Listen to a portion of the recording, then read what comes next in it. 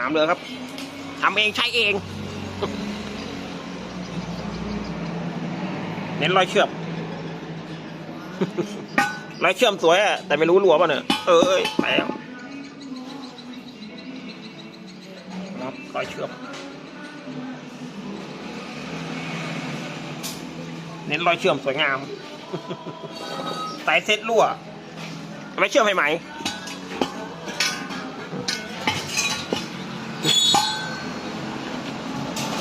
แล้ว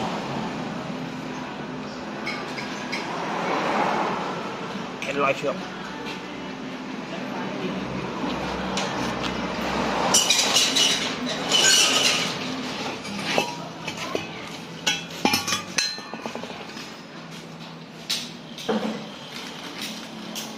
ลูกนี้น้ำเข้าเครื่อง